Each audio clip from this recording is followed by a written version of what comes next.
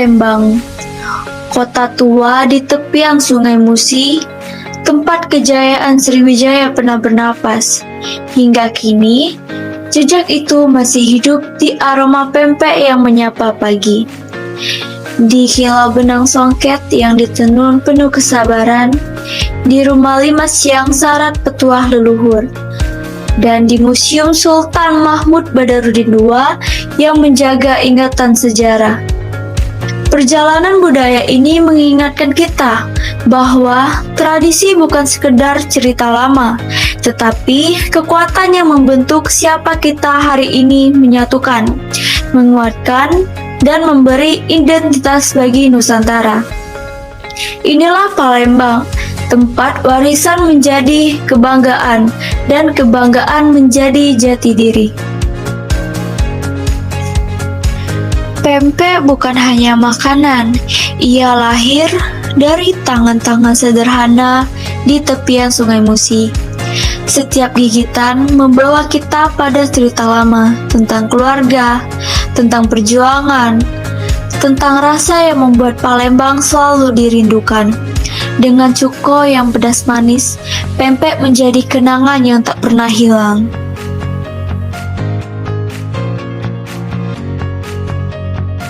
Palembang dengan bahan siapa? Hikmah. Apa Mbak jenis pempek yang Mbak ada nih? Ada pempek tahu, kulit, adaan, sama lenjer, telur sama keriting. Dan kami juga megang pempek freestyle kan. Ada otak-otak. Nah, ini kan viral gara-gara namanya pempek tumpang. Aku namanya pempek tumpang. Karena kan habis dari kantong sini dibawa langsung ditumpahnya ke meja. Ya kan dibilang pempek tumpang.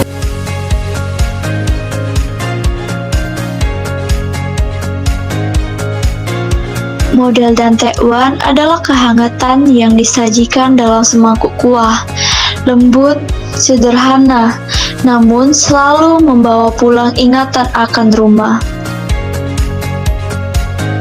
Bisa perkenalkan diri kakak dan sejak kapan kakak membuat model dan tekwan?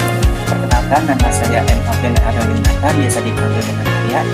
Sejak pembuatan tekwan dan model ini sejak 2 bulan yang lalu. Menurut kakak, dari mana asal mula tekwan dan model di Palembang? Asal mulanya yaitu dari kuliner Melayu yang bahan dasarnya ikan dari kedelai. Di Palembang, ada sebuah warisan yang tak diucapkan dengan kata, tetapi disampaikan melalui benang, songket kain yang ditenun perlahan, seolah setiap lainnya memeluk cerita masa lalu. Setiap motif memiliki makna tentang kehormatan, tentang keteguhan, tentang kejayaan Sriwijaya yang pernah mengalir di bumi ini.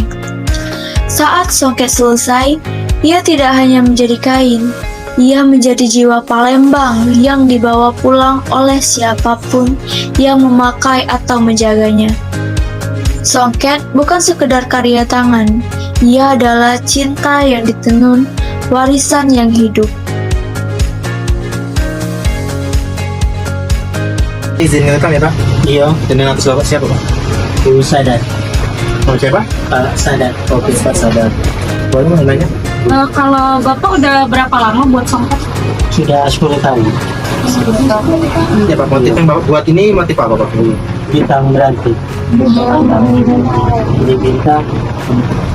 Itu Buat satu songket ini biasanya berapa lama pak kerjaannya? Kalau selesainya 3 bulan.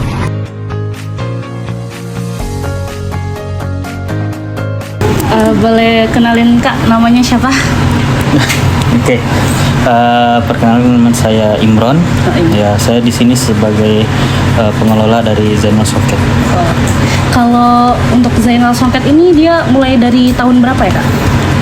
Kalau Zainal Songket ini sudah hampir 40 tahun ya. Motif yang diminati oleh orang tuh motif apa? Motif-motif yang biasanya dibeli itu ialah motif bintang berantai ya.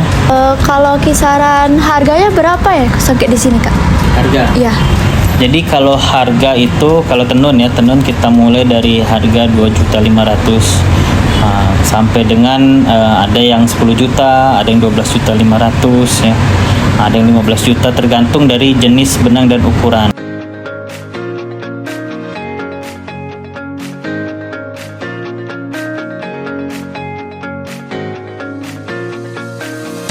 Di tepi Sungai Musi, berdiri sebuah tempat yang menjaga ingatan Palembang. Museum Sultan Mahmud Badarudin II. Di balik dindingnya, sejarah tidak membisu, ia berbisik perlahan, seakan memanggil kita untuk kembali mengenal jati diri. Setiap koleksi adalah saksi, perjuangan, kebijaksanaan, dan kejayaan masa lalu. Di sini, kita belajar bahwa Palembang tidak hanya dibangun oleh waktu, tetapi oleh keberanian dan nilai-nilai yang diwariskan. Museum ini bukan sekedar rumah penuh artefak. Ia adalah hati Palembang yang terus berdenyut, mengingatkan kita bahwa sejarah adalah cahaya yang menuntun masa depan. Bisa perkenalkan diri Anda dan apa peran Anda di Museum Sultan Mahmud Badarudin II? Nama saya Ismail, peran saya di museum ini adalah penjaga museum. Mengapa museum ini diberi nama Sultan Mahmud Badarudin II? Karena beliau adalah tokoh masyarakat di kota Palembang.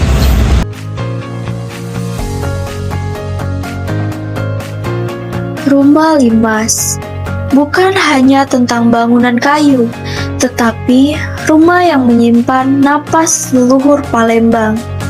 Setiap tingkatnya mengajarkan tentang adab, tentang martabat, tentang bagaimana keluarga dulu hidup dalam harmoni.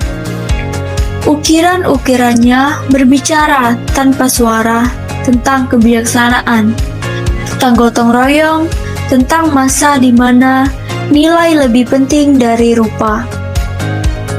Di dalam rumah Limas, kita seakan kembali pada masa ketika kebahagiaan sederhana, tetapi hati selalu penuh. Rumah ini berdiri bukan karena kuatnya tiang, tetapi karena kuatnya tradisi. Ia adalah pelukan masa lalu yang tetap hangat hingga hari ini. Oke Mbak, selamat siang. Dengan Mbak siapa? Eci. Untuk sejarah Rumah Limas ini sendiri bagaimana Mbak?